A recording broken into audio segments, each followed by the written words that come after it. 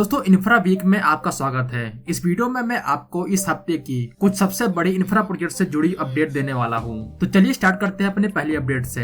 दोस्तों Knight Frank ने एक रिपोर्ट पब्लिश की जिसमें इन्होंने कहा कि अगर इंडिया को $7 ट्रिलियन की इकोनॉमी बनना है 2030 तक, तो भारत को $2.2 ट्रिलियन का अमाउंट खर्च करना होगा अपने इंफ्रास्ट्रक्चर को बिल्ड करने के लिए। $2.2 ट्रिलियन एक बड़ा अमाउंट है। ये अभी के टाइम भारत के टोटल जीडीपी के आधे से भी ज्यादा है। हमें इतना पैसा खर्च करने होंगे अपने इंफ्रा प्रोजेक्ट को डेवलप करने के लिए अगर हमें $7 ट्रिलियन जीडीपी के मार्क को टच करना है। और ऐसा भी नहीं है कि ये $2.2 ट्रिलियन का इन्वेस्टमेंट सिर्फ गवर्नमेंट सेक्टर से ही आना है। ये एक एस्टिमेट फिगर है जिसमें पब्लिक और प्राइवेट इन्वेस्टमेंट दोनों शामिल होंगे। इस रिपोर्ट में कुछ और चौंकाने वाली बातें निकल के सामने आई है और कुछ चैलेंजेस के बारे में भी बात की गई है। सबसे पहले इस रिपोर्ट में यह बताया गया है कि जो प्राइवेट इन्वेस्टमेंट है इंफ्रास्ट्रक्चर में वो काफी तेजी से कम हुआ है। 2009 से 2013 के बीच प्राइवेट सेक्टर ने $160 बिलियन का इन्वेस्टमेंट किया था भारत के इंफ्रास्ट्रक्चर में, जो कि 46.4% है टोटल इन्वेस्टमेंट का। ये आज घटकर सिर्फ $39.2 बिलियन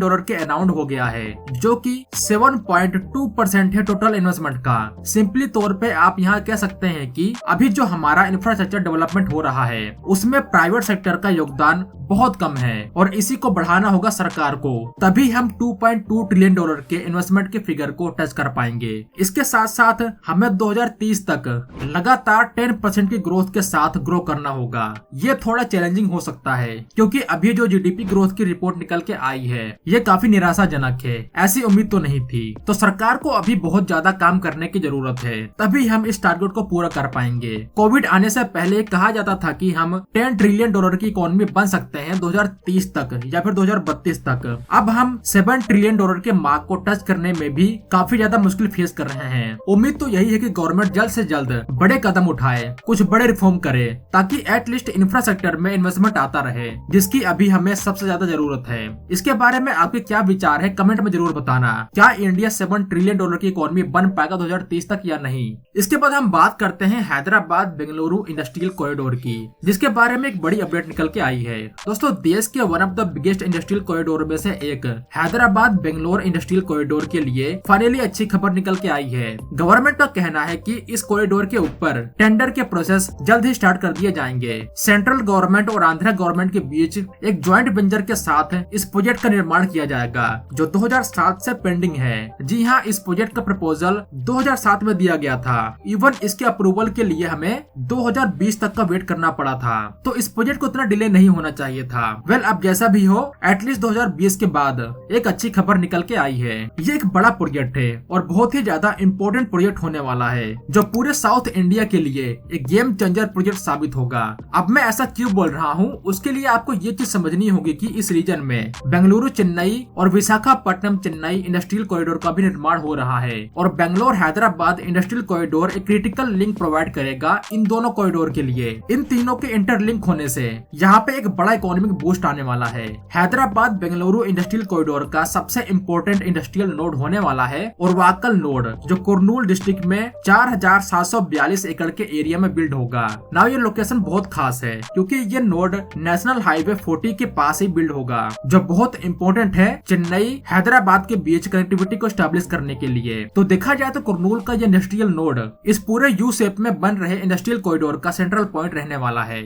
इसके बाद बड़ी अपडेट आ रही है Mumbai Ahmedabad bullet train project से। जैसा कि आप सबको पता ही होगा कि मुंबई अहमदाबाद के बीच पहले बुलेट ट्रेन कॉरिडोर का निर्माण किया जा रहा है। इस प्रोजेक्ट के कई सारे सेक्शन कंप्लीट हो चुके हैं और जो बाकी हैं उनको कंप्लीट किया जा रहा है। इसमें से एक सेक्शन है जो बहुत क्रिटिकल सेक्शन भी होने वाला है इस पूरे रूट का, वो है अंडर सी टनल। लगभग 21 किलोमीटर के टनल का निर्माण होना है। आपने इसके बारे में कई बार यूट्यूब पे वीडियोस देखी होंगी कि बुलेट ट्रेन अब पानी के नीचे रन करेगी, तो इसी से जुड़ी हुई एक बड़ी अपडेट निकल के आ रही है। गवर्नमेंट ने फाइनली 3 टनल बोरिंग मशीन का ऑर्डर दे दिया है। ये 21 किलोमीटर का अंडर सी टनल थाने क्रीक में कंस्ट्रक्ट किया जाएगा। अगर आप मैप में देखें तो ये यहाँ पे है। गवर्नमेंट ने एक और अच्छी अपडेट दी। जो महाराष्ट्र में लैंड एक्विजिशन की प्रॉब्लम फेस करनी पड़ रही थी वो खत्म हो चुकी है और आज के टाइम 100% लैंड एक्वायर कर लिया गया है प्रोजेक्ट के लिए। तो ये एक और अच्छी खबर निकल के आई है। तो अब देखते हैं कि इस टनल का कंस्ट्रक्शन कब से स्टार्ट होगा।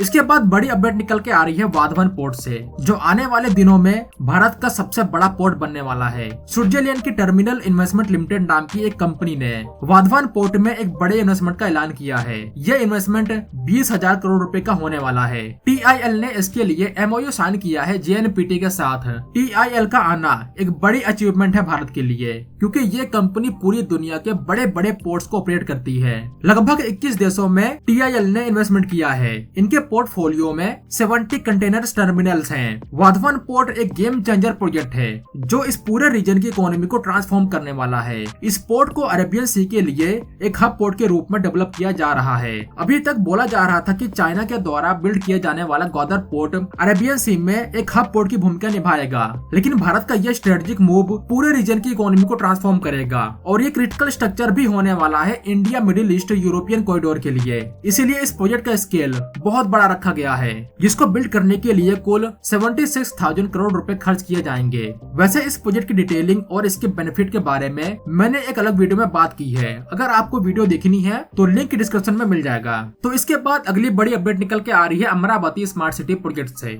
अमरावती का नाम कुछ सालों तक हेडलाइन से गायब था, लेकिन ये प्रोजेक्ट अब फिर से अपनी हेडलाइन बनाने लगा है जब से आंध्र प्रदेश में एक नई सरकार आई है। अभी के टाइम आंध्र प्रदेश की सरकार ने 2,723 करोड़ रुपए का अप्रूवल दिया है रोड्स के लेआउट्स को बिल्ड करने के लिए। अब तक 47,288 करोड़ रुपए का फंड अलोकेट किया जा चुका है इस प्रोजेक्ट के लिए। जो काम पहले पेंडिंग पड़े थे उनको भी कम्प्लीट किया जा रहा है। इसके बाद अगली बड़ी अपडेट निकल के आ रही है इंडियन रेलवे की तरफ से। पिछले कुछ सालों में हमने बहुत से ट्रेन हादसे देखे हैं और हर बार कहीं न कहीं कवच सिस्टम के ऊपर सवाल उठाए जाते हैं कि जो इंडिया के द्वारा बिल्ड किया गया एक एक्सीडेंट प्रोटेक्शन डिवाइस है, तो इतने सारे ट्रेन हादसे कैसे हो रहे हैं। तो अब इसी से जुड़ी हुई एक बड़ी अपडेट निकल के आ रही है। इंडियन रेलवे ने अब क्वाड्रेंट फ्यूचर टेक के साथ पार्टनरशिप किया है 1200 लोकोमोटिव में कवच सिस्टम को इंस्टॉल करने के लिए। इसके लिए सरकार 980 करोड़ रुपए खर्च करने वाली है। तो अब देखते हैं कि भारत के सभी लोकोमोटिव में इसको कब तक इंस्टॉल किया जाएगा। इसके बाद अगली बड़ी अपडेट निकल के आ रही है कटरा से। कटरा के बारे में मुझे ज्यादा बताने की जरूरत नहीं है कि ये कितना फेमस है, खास करके हिंदुओं के लिए, जहाँ पे हर साल लाखों लोग दर्शन करने जाते हैं माँ वैष्णो देवी के। तो गवर्नमेंट ने श्रद्धालुओं की सुविधा के लिए रोपवे प्रोजेक्ट का अनाउंसमेंट किया था, क्योंकि अभी काफी ज्यादा ऊंचाई पे चढ़ाई करनी पड़ती है दर्शन के लिए। ये काफी लोगों के लिए मुश्किल सफर बन जाता है। तो रोपवे के बन जाने के बाद बिना किसी परेशानी के श्रद्धालु दर्शन कर पाएंगे। लेकिन अब इस प्रोजेक्ट के खिलाफ विरोध किया जा रहा है। श्री माता वैष्णो देवी संघर्ष समिति ने 72 घंटे का बंद का ऐलान किया है। इनका कहना है कि इस प्रोजेक्ट के बनने के बाद हजारों लोग अपनी रोजी रोटी खो सकते हैं। जैसा कि आपको पता होगा कि यहाँ पे बहुत से लोग हैं जो श्रद्धालुओं को दर्शन कराने के लिए बहुत सी सर्विसेज प्रोवाइड करते हैं। रोपवे के बन जाने के बाद ये सब बंद हो जाएगा, इसीलिए यहाँ पे प्रोटेस्ट किया जा रहा है। अब देखते हैं गवर्नमेंट क्या प्लान बनाती है आगे। तो इस वीडियो में बस इतना ही था। अगर आपको ये वीडियो अच्छी लगी हो तो लाइक और शेयर जरूर करना। तो मिलते हैं एक नई वीडियो के साथ, तब तक के लिए जय हिंद दोस्तों।